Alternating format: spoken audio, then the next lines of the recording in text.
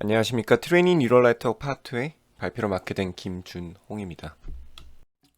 이제 저번 시간까지에 언급한 내용을 다시 한번 보도록 하겠습니다. 이제 게이트 네트워크 안에서 어떻게 피드포워드가 전파가 되고 그리고 백프로파게이션에서 그레디언트가 어떻게 올라오는지에 대해서 하나하나 살펴보았습니다.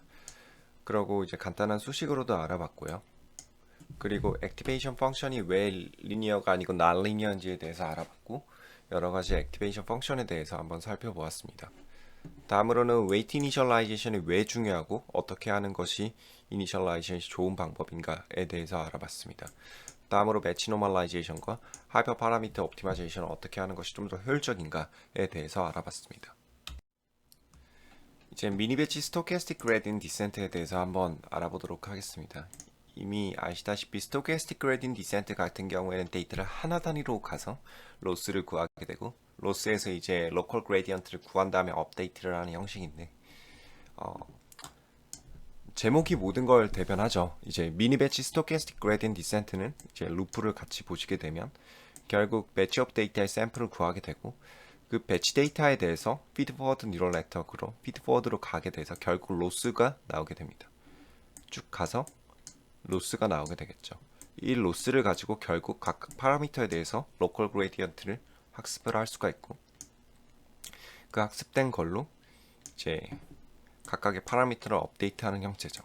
여기 보시게 되면 이제 로컬 그레디언트를 각각을 구하게 되고 그리고 결국에 하나의 이터레이션에서 파라미터를 업데이트하는 형식으로 진행을 했습니다.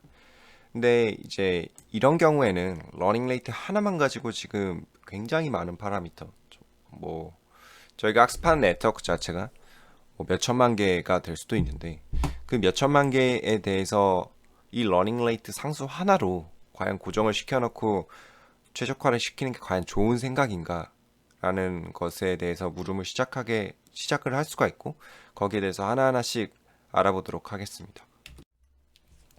먼저 이 네 개의 그림은 제가 한 게 아니라 왼쪽 밑에 보시는 이제 알렉 레드폴드라는 분이 만드신 데이터고요. 스토캐스틱 그레디언트 디센트나 아니면 뭐 오늘 배우게 될 모멘텀, 이제 NAG, 뭐 아다그레드, RMS 프롭에 대해서 다음과 같은 형태 안에서 어떻게 그레디언트가 학습이 되는지를 보여주고 싶었던 겁니다. 결국 이걸 보는 게 좀 더 직관적이겠네요. 이 경우 같은 경우는 컨벡스 옵티마이제이션이지 않습니까? 별이 있는 부분이 가장 낮은 부분이라고 생각을 하시면 되고 이 제일 바깥에 있는 부분이 가장 높은 지점이라고 생각을 하시면 됩니다.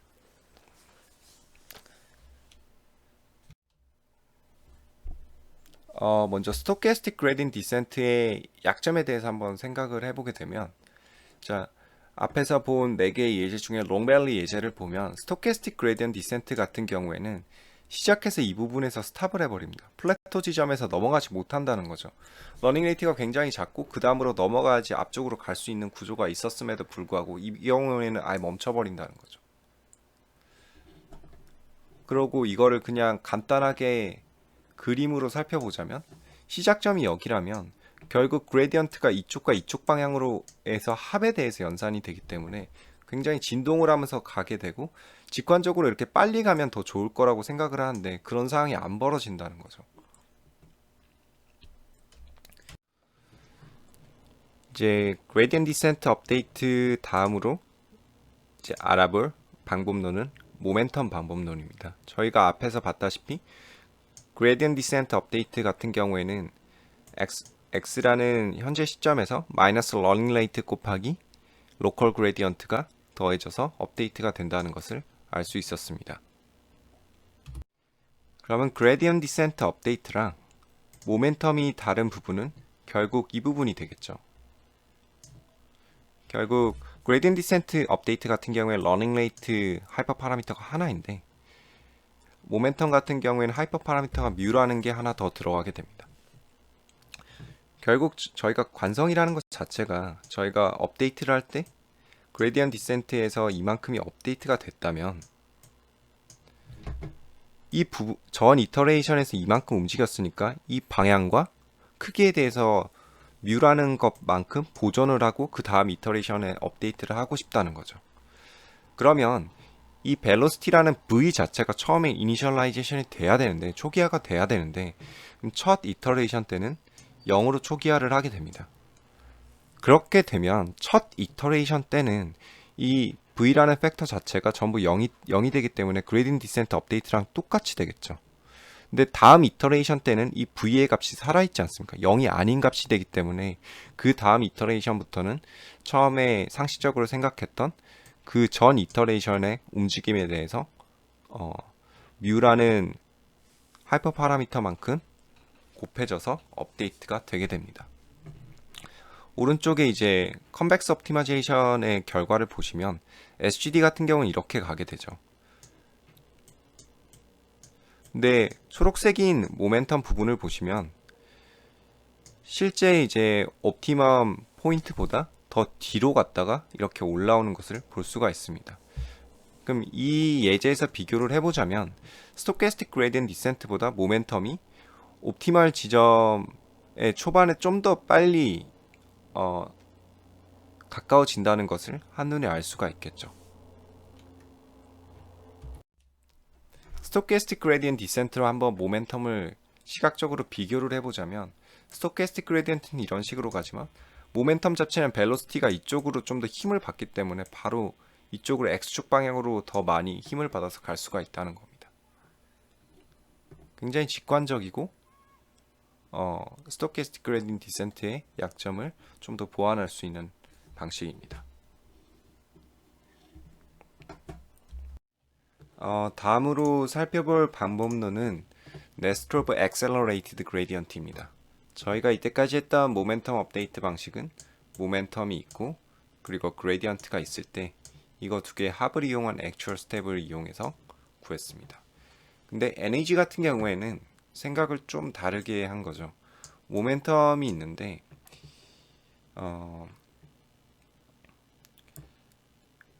결국 저희가 모멘텀이 있고 이까지가 모멘텀에서 썼던 로컬 그레디언트지 않습니까?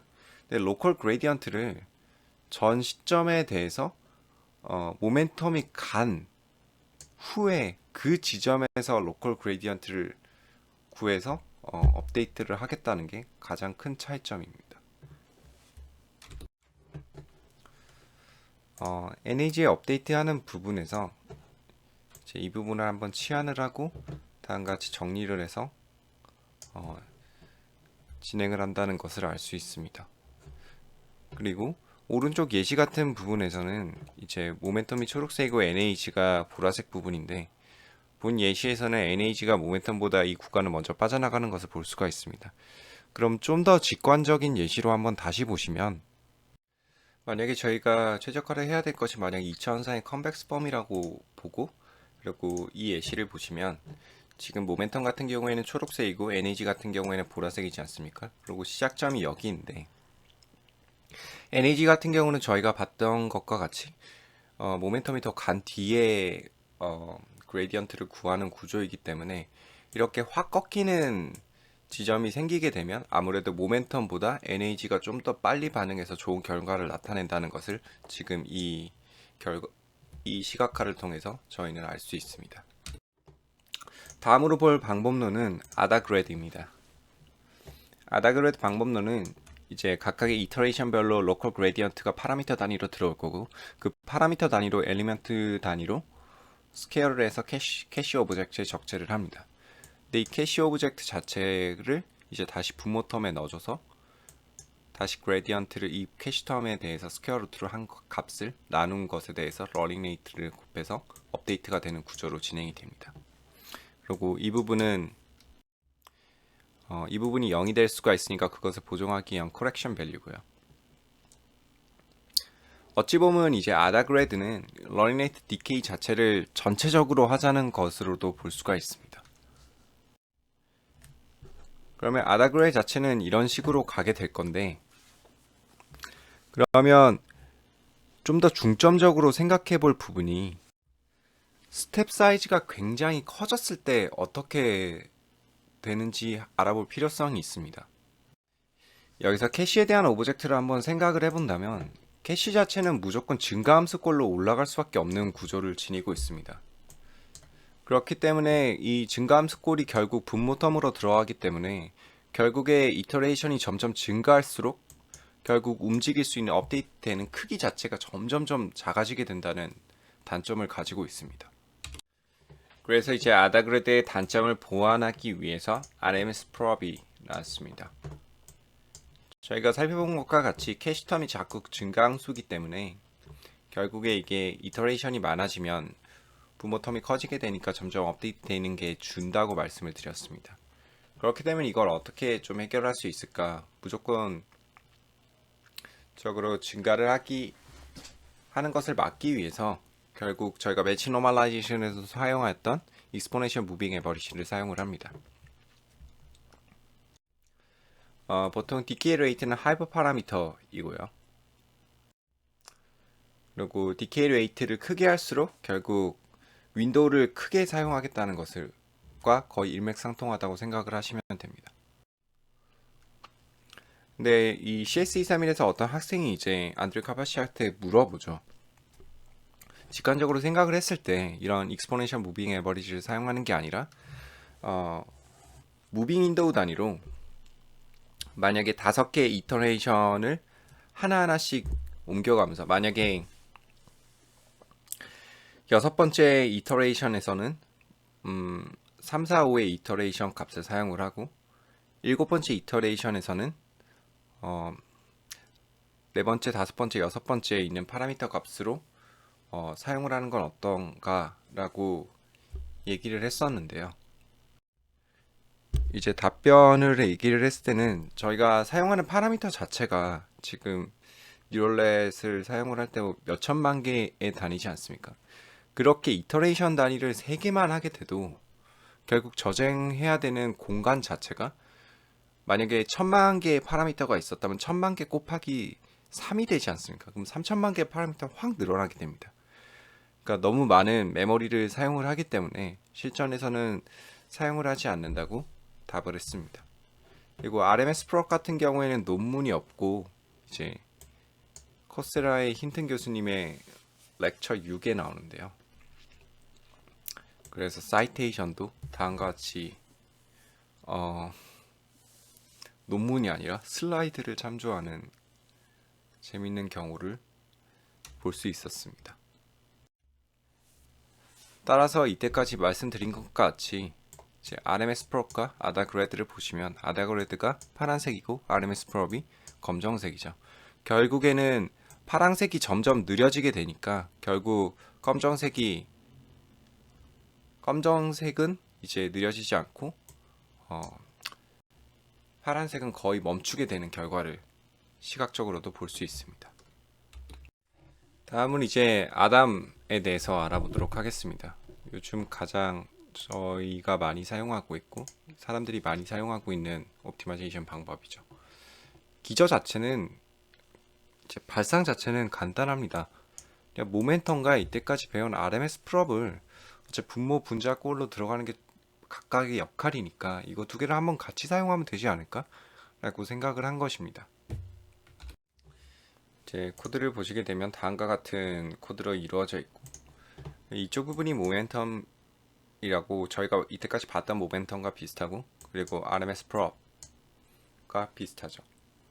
그리고 이 부분은 두 개에 대해서 초반 이터레이션에 대해서 unbiased estimator 역할을 보정하기 위해 바이어스 커렉션 부분을 한 부분입니다. 전체적 수도 코드는 다음과 같습니다. 이제 저희가 앞에서 행했던 다른 방법론들과 똑같이 이제 이니셜라이제이션 0으로 하게 되고 그리고 실험적으로 봤을 때 좋은 이제 디폴트 세팅은 다음과 같다고 하고 그리고 텐서플로우에도 이것을 이제 기준으로 삼고 있는 것을 알 수 있습니다.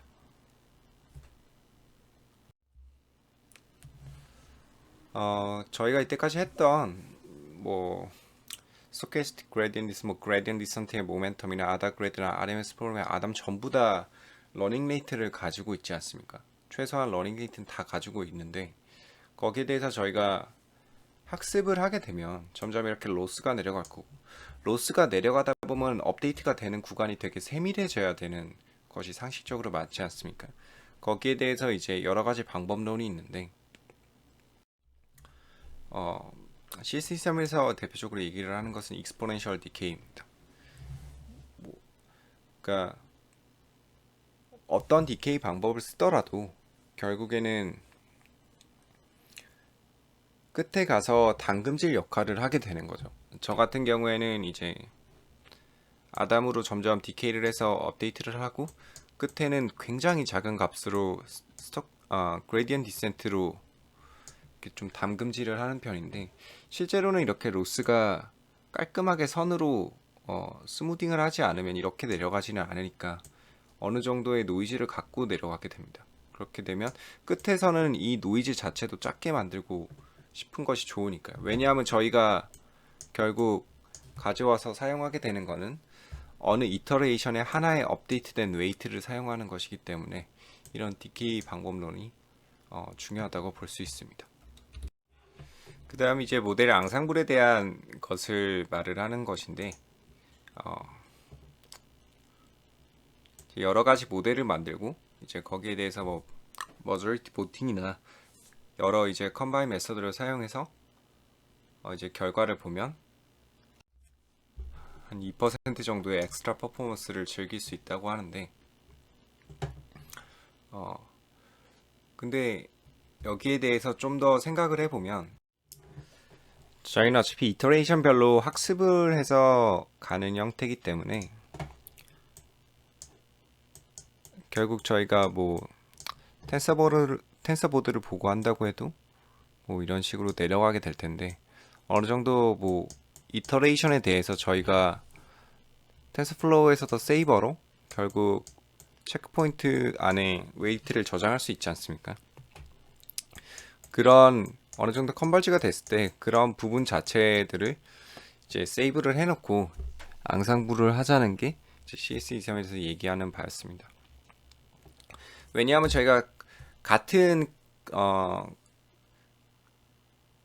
밸리데이션 셋에서 같은 크로스 엔트로피를 가진다고 하더라도 결국에 같은 크로스 엔트로피라도 웨이트가 나타낼 수 있는 경우의 수는 굉장히 많으니까요.